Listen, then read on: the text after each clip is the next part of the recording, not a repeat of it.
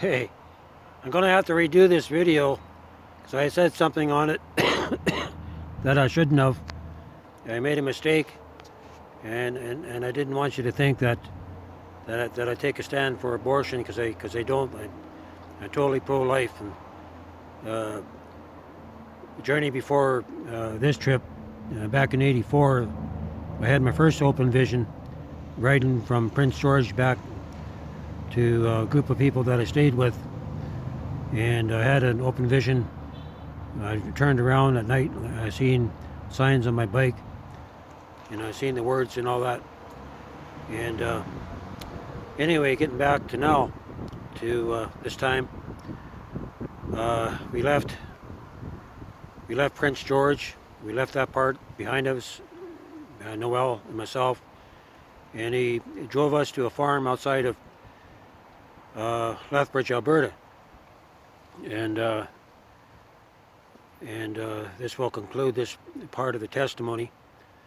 And when we came to the farm, everybody around the country, in that part of the province, knew of these people, not because of the crops they were growing or nothing like that. I think he did do some hay, and he might have had some cattle and chickens, the normal things. And it's not about the farm. It's about the two Quonsets they had on site. These two big, huge, long Quonsets. When you walked in, it was just filled to the brim with stuff from garage sales, everything that you can think of under the sun, right? And they just collected stuff that just sitting there that would never be used. So when we walked into their old place, which was a cottage type of house, they were in the process of building a new place, and I offered to, if I could, help out to get their new house ready to move into. But when we walked into the front door of their old place, we walked into the kitchen. The living room was to the right, and to the left was the entrance to the basement. Anyway, the whole place was filled to the brim, just like the Quonset with stuff.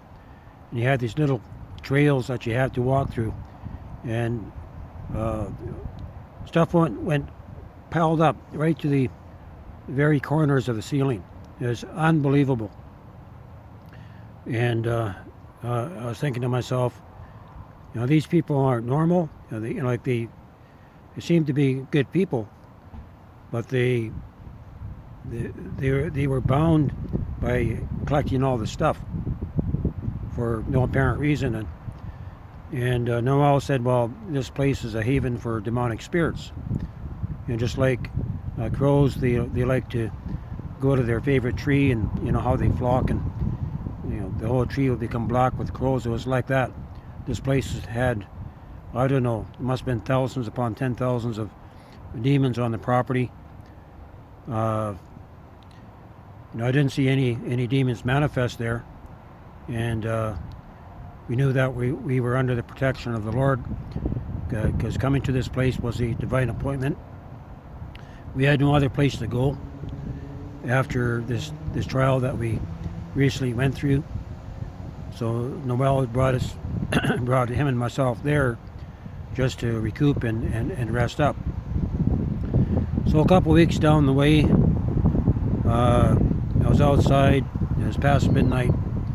You could feel frost in the air. Winter was coming quick, and I was finishing burying the water line in front of their house. My throat's getting a little bit sore here. And so I walked into the front of the house, and I went to sit down at the kitchen table. And as I was taking the dozen steps to go from the front door to the table, over the left side of my shoulder, lying up against the ceiling, I seen the Shekinah glory of the Lord, the same glory cloud that Moses saw.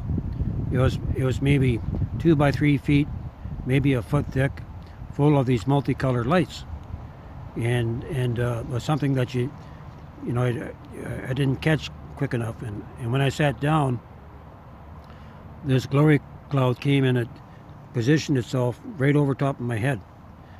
And out of the cloud, I heard an audible voice, at least it seemed audible. And the Lord spoke to me 3 things that would take place in my life. He said that I'm going to bring forth my fruit in your life. And then he said, I'm going to bring forth the giftings of the Holy Spirit. Not in these exact words, but this is what was being given at the time. And then he said, I'm going to be working for his house, Israel. I don't know whether this is the church or the remnant believers or Israel itself, but I know that somewhere down the line, the ministry that the Lord has called me is toward the remnant people, toward the Jewish people, to a remnant people in Israel. And so a couple weeks later, it was getting toward the end of our departure time there. Maybe 3 or 4 weeks before Christmas, they had all the propaganda up and in town. And I was walking out one night just enjoying the view of the stars. The stars are so fantastic in the Alberta skies, especially that time of the year. And I went into an open vision.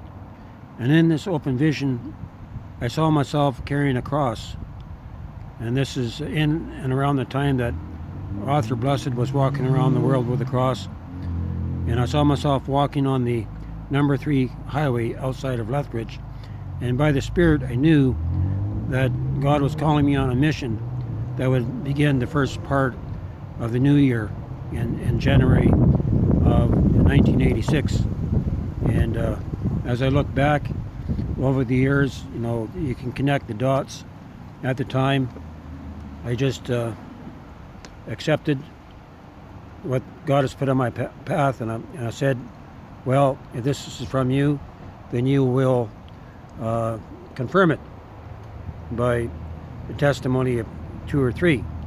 And he did that through people that he even didn't know me or what I was saying. I didn't reveal it, but the Lord confirmed it. And so we went into town. We picked up the 4x4 cedar posts. We built the cross, wrapped the rope around the center part, and put in a few spikes for handholds. And I took a piece of foam, wrapped it up in a towel, and that's what I used to rest it over my shoulder. And I believe I might put a small set of wheels on the backside, so I wouldn't have to drag it. But anyway, the time came where our mission there was completed, and Noel, he and I jumped into the truck, and he left me off in Lethbridge, and I really got to love this brother. I don't know whether he's still alive. He shared a lot of end-time visions that the Lord gave him, and when you go through a trial like this, you get close to one another, right? It's and this is what it's going to be like in the times that we're going to come into. And so he dropped me off, and left me on my own, and I asked the Lord, you know, why January? This is the coldest part of the year in Canada, you know. But there wasn't any snow on the ground, but snow was in the air. We're going to leave it here. This completes this part of this particular testimony, and the next testimony will be about the mission that God gave me to carry the cross from Lethbridge, Alberta, to Expo 86 in Vancouver, Canada.